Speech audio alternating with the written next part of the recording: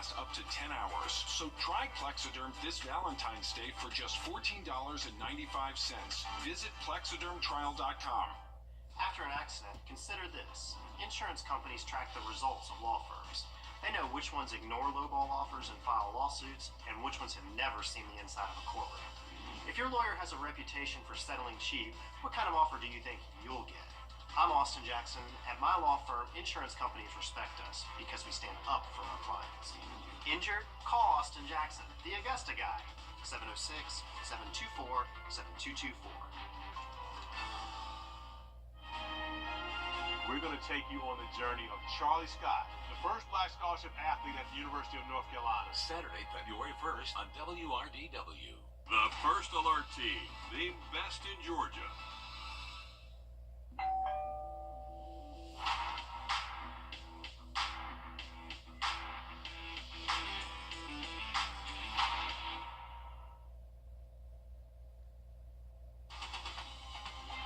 Live from Augusta, you're watching News 12, live at 5. Good evening, I'm Meredith Anderson. The homestead exemption, it is a hot topic in Georgia as different counties try to determine if they're going to be exempt. Public hearings in the Columbia County Board of Education system started today. Your Hallie Turner went to that meeting. Hallie, what can you tell us about what was said there? Yeah, Mayor, so here's the thing. When it comes to all of this, there are 3 separate meetings that the county will host, and they've already started that. And then the Board of Education has their 3 meetings, and they just started today. So today was day 1 of their meetings. And lawmakers drafted a bill intending to put a cap on tax hikes for homeowners, but some at the podium today say they're still angry and confused at how a small panel can override a decision the community voted in favor of back in November. Only 3 people spoke to the Columbia County School Board today, but you soon will see who sat quietly in the audience taking notes. She says all sides are struggling to find common ground, with the BOE scheduling hearings back-to-back 3 days in a row, and at times that most working-class people are at work. Yassoon says her fear is the decision will be made for homeowners instead of in favor of them. Yeah, we are having every meeting at the same location. And I'm sorry, this 8 o'clock, 2 meetings, 8 o'clock, it's just not really, accommodating.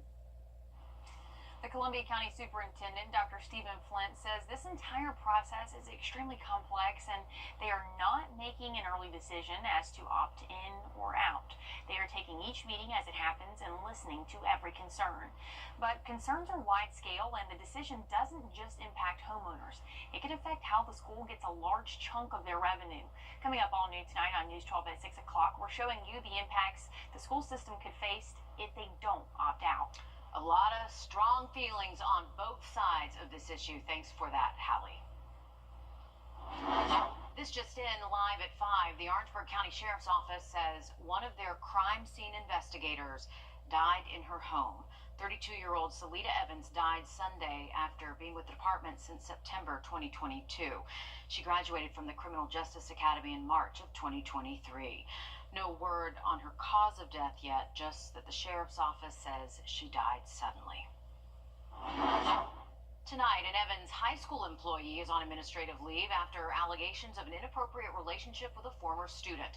A letter went home to parents today, but it did not name this employee, nor did it give a time frame of when this might have happened. The principal only said he wanted to notify parents of this investigation and encourage anyone to report suspicious behavior.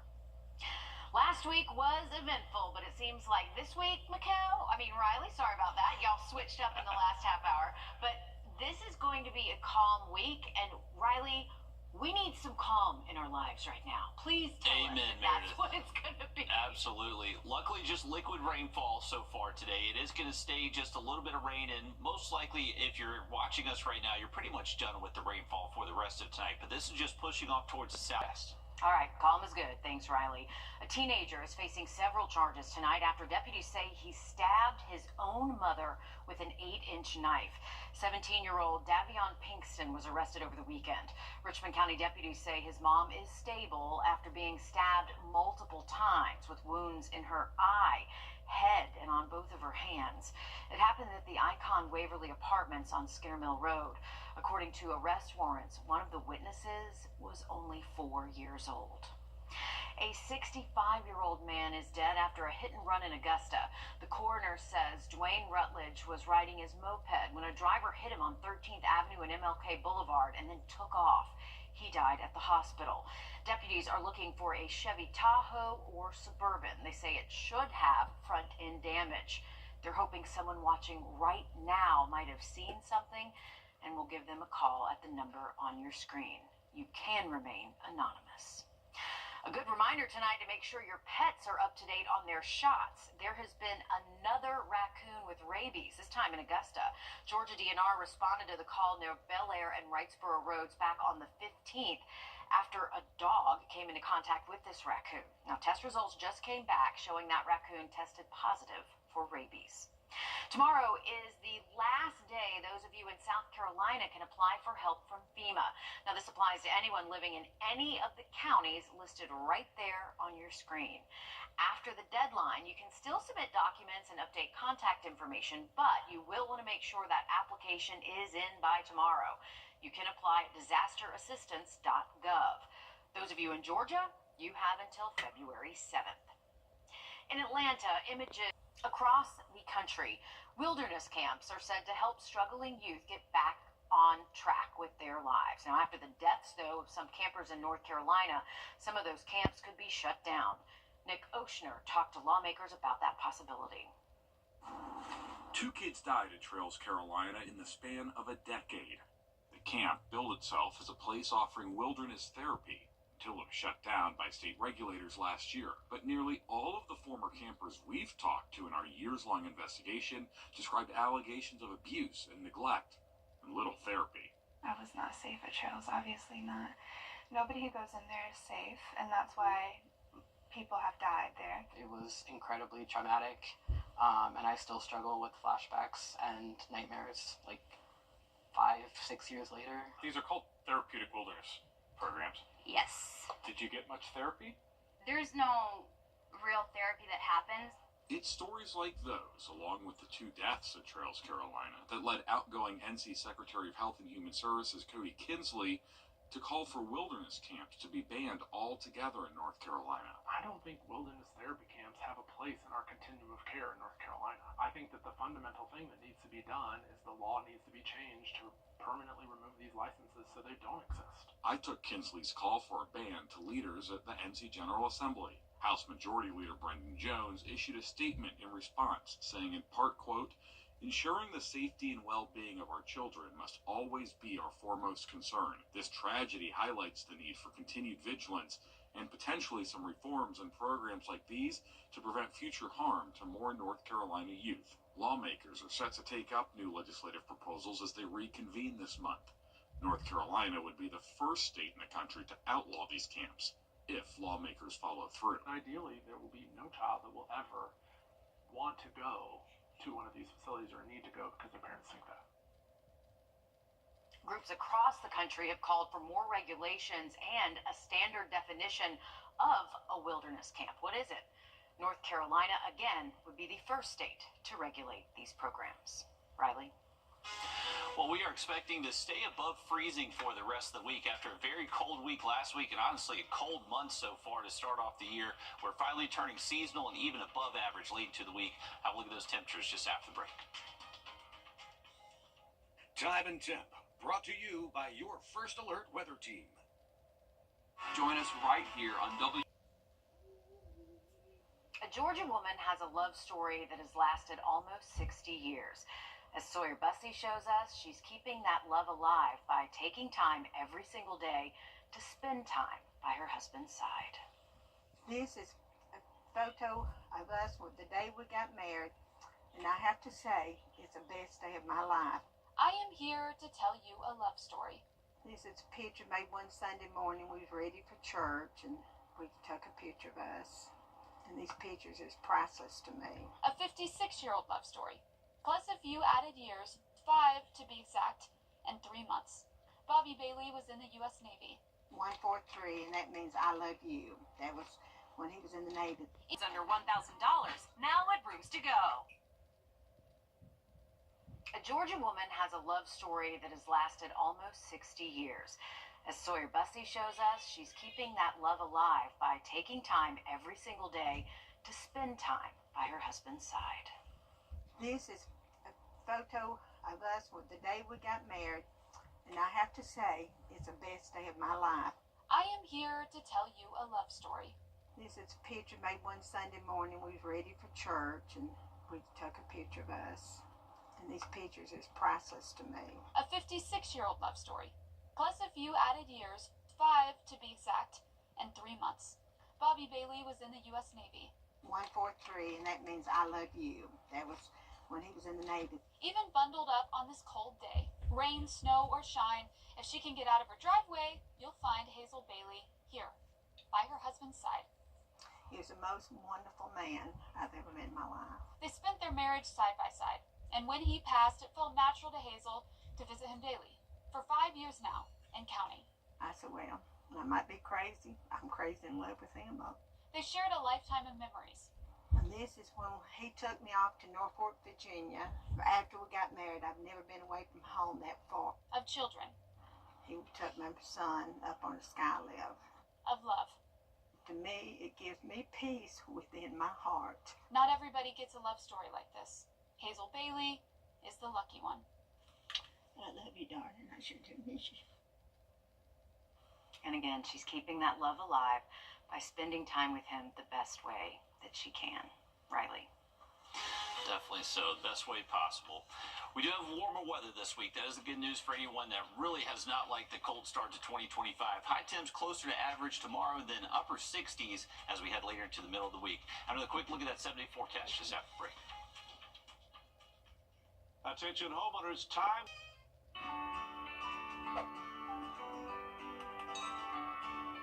Happy holidays from Parker's Kitchen. Sending a world of good wishes to our invaluable team members. Thank you for making Parker's the best place to work and shop. You're watching News 12 live at 5. Continues. Good evening and thanks for joining us here live at 5. I'm Will Rio. Believe it or not, the Masters is right around the corner, which means it's prime time for rentals. Some homes damaged by Helene won't be ready in time, so what exactly does this mean? Your Audrey Dickherber spent the day looking into this for you. Audrey, things are certainly going to look a bit different for us this year. What were you able to find out?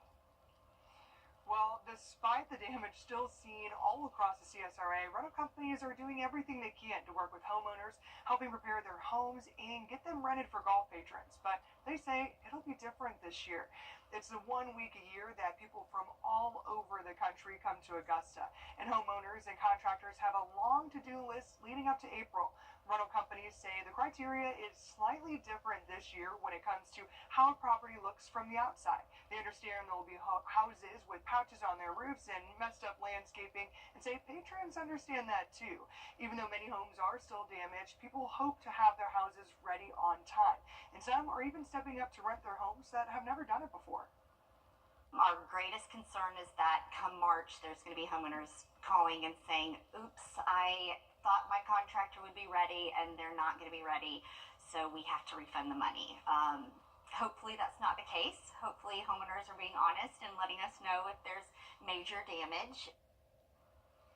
And she says they even had people step up in Aiken and in the Lake Oconee area, but due to the influx of homes being built and people stepping up, they don't think they'll need to have patrons rent that far out. But coming up all new on News 12 at 6 o'clock, we'll hear from another rental company that says this is giving Augusta the chance to really show its southern hospitality more than it ever has before.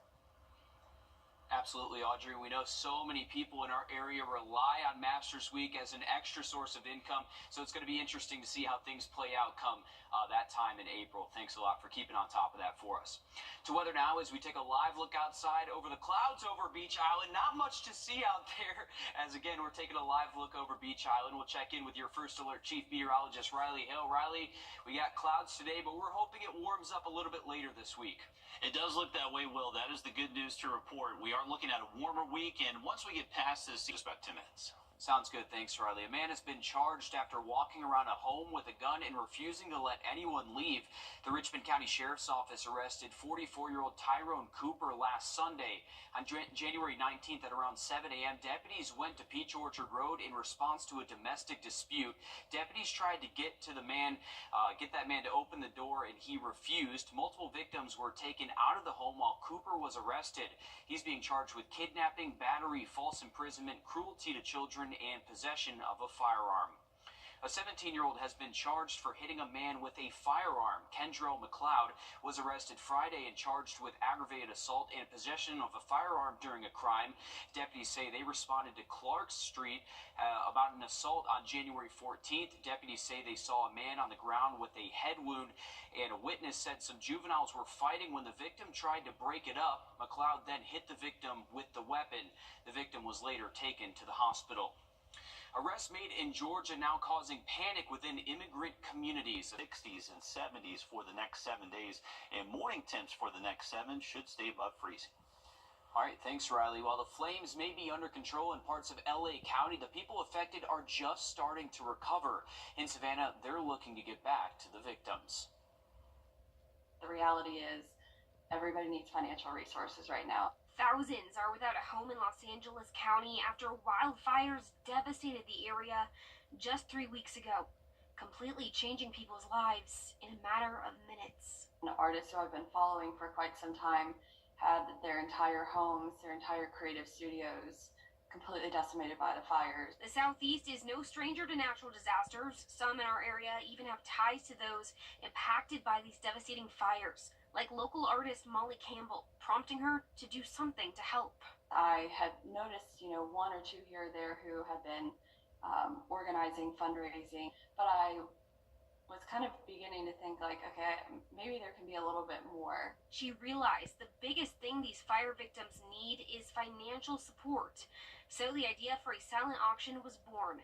54 local businesses have jumped in to help, donating items to be auctioned off, including Greg's famous hot sauce. My heart really broke hearing about, it's such a major loss, and really joining forces with a bunch of other locals made a lot of sense to me. Greg Hornak is an artist and restaurant worker, two groups in need of assistance in LA following these fires. To him, getting involved was a no-brainer, donating a basket of different hot sauces and other goods to be auctioned off. There's always someone that needs help, and there's always someone that can't help. All money raised will go directly to Restaurants Care, World Central Kitchen, Grief and Hope, and the Los Angeles Fire Department Foundation.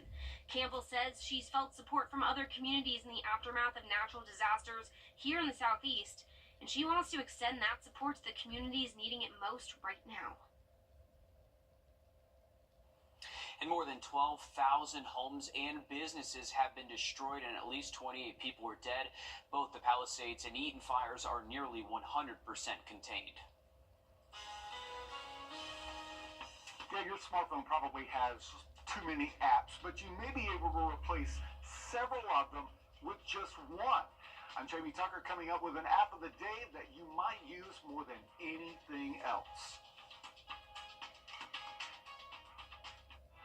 First Alert Radar, powered by Jim Hudson Automotive Group. Please join me for a live educational webinar where I'll break down every aspect of Medicare. I promise you'll walk away feeling confident and prepared to take the next step on your Medicare journey. It's free to join, and you can sign up right on our website, Wrdw64.com. Experience new advanced services. Please join me for a live educational webinar where I'll break down every aspect of Medicare. I promise you'll walk away feeling confident and prepared to take the next step on your Medicare journey. It's free to join, and you can sign up right on our website, Wrdw64.com. One of the best things about smartphones is that you're always connected and can find anything whenever you want it. But with so much information out there, it's a challenge to filter through what you're interested in and what you really don't care about. Consumer tech reporter Jamie Tucker says that there's a smartphone app that can save you some time. If you spend a lot of time going from one website to another, you could save a lot of time by using just one app to do it all. And this is an app I use more than any other.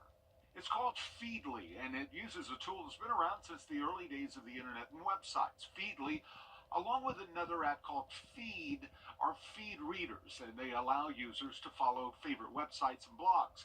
For example, if you typically check out What the Tech, copy and paste the website address into one of these apps, and then anytime there's a new post, it will show up in the app.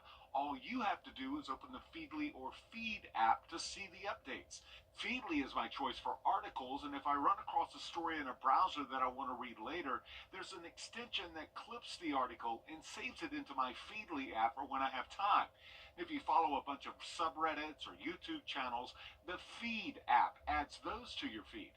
And when you read them, they disappear from the phone unless you save them for later.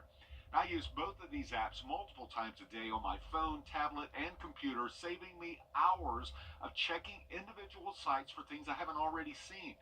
The free versions of both Feed and Feedly are plenty for most people, but there are premium subscriptions. Feed only works on iOS devices. Feedly works on iPhone, Android, and computer browsers. I'm Jamie Tucker, and Feedly and Feed are the apps of the day.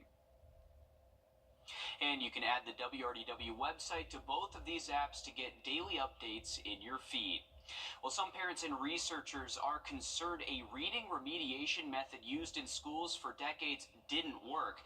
Our national investigative team found some states have banned the teaching method, but many universities continue to teach it in their education programs. Here's national investigative reporter Andy Parati. That's why. Reading does not come easy for Sophia Quinn. Think about that. The 14-year-old struggles with dyslexia. A few years ago, her first grade teacher in Gwinnett County, Georgia, took notice and offered to help. Her teacher approached me and said, there's this wonderful program. We select one kid from each class. I was so thankful. After 20 weeks in the program, Sophia's reading did not improve. What's the cheapest pet you got? It seemed to be getting worse. And what frustrated her mother the most, the school called her daughter a success story and suggested passing her on to the next grade. So now all the alarms are going off, and I'm expressing my frustration with how are we passing her but she can't read. Sophia was enrolled in a program called Reading Recovery. It's one-on-one instruction for the lowest performing students in first grade struggling to read. Once hailed as one of the most effective intervention models used by school districts across the country for decades, Investigate TV uncovered evidence that it could be harmful to children. The findings were not in the direction that Reading Recovery expected. Henry May is a professor at the University of Delaware. Reading Recovery asked him to conduct the largest study of its program ever, tracking thousands of students in multiple states over 13 years. Last year, he published his results, showing the short-term impact of students largely positive. But then, it wasn't until we looked at the kids' outcomes years later, when they reached 3rd and 4th grade, that we saw that the results had completely flipped. There was a negative impact of Reading Recovery. If you have something that has research that shows that it is harmful, not only just not beneficial, but harmful to children, it should be banned. Dr. Caitlin Dooley is the chair of the university's Department of Early Childhood and Elementary Education. It's been around for a long time. It has a strong scientific background, and so we are offering it when it's in demand. And there are still districts that are requesting that we provide that training, and we believe that it works. The Reading Recovery Council of North America, which develops the curriculum, and Dr. Dooley both tell us they consider Professor May's study flawed, pointing out that 75% of its original participants dropped out. So they could have had one lesson with Reading Recovery, or they could have had 50 lessons. We don't know from the way the study was written up. No matter how we analyze the data, and no matter what other data we bring to bear, there is no denying that we see a negative impact of Reading Recovery. And the only explanation that I think is plausible is that Reading Recovery actually does harm students. Andy Parati on your side. The National Council on Teacher Quality published a report giving a failing grade to 191 college programs for future teachers in 44 states. Part of the grade, or the reason for that grade there, was teaching the 3 cueing method you just heard about. Riley? Well, this week, Will, we are going to train in the 20s for the 30s tonight. So a little bit of an improvement. We should keep most spots above freezing for the rest of tonight and tomorrow morning, and even warmer the rest of the week. We'll have a look at that in the 7-day again, just after the break. Now at Rooms to Go. Welcome back, folks. Here's a live look from our SRP Park Cam. A fairly calm look on the Savannah River over the 13th Street Bridge. We are pretty gloomy right now. We got cloud cover, temps in the upper 40s. Still some little drizzle and some sprinkles out there, but we're mostly rain-free as we get much later to tonight. I would imagine once we get past midnight, we start to see clearer skies and seeing a lot of sunshine out there for Tuesday. We're going to wake up a little bit on the chilly side. We'll feel like temps close to 30, but later into the afternoon, we should be able to work our highs up to near 60 degrees and just a little bit breezy out there tomorrow afternoon. Gets a little bit windier by Wednesday, but even warmer for us too. We'll see low temps near 40 Wednesday, and those afternoon highs will get at least into the mid-60s. Just going to have to watch some gusts, maybe up to 25 at times Wednesday afternoon. But beautiful weather Thursday before more rain arrives Friday. All right, thanks, Riley. Stick with us. We have more news and weather coming up after a short break on News 12 at 6 o'clock.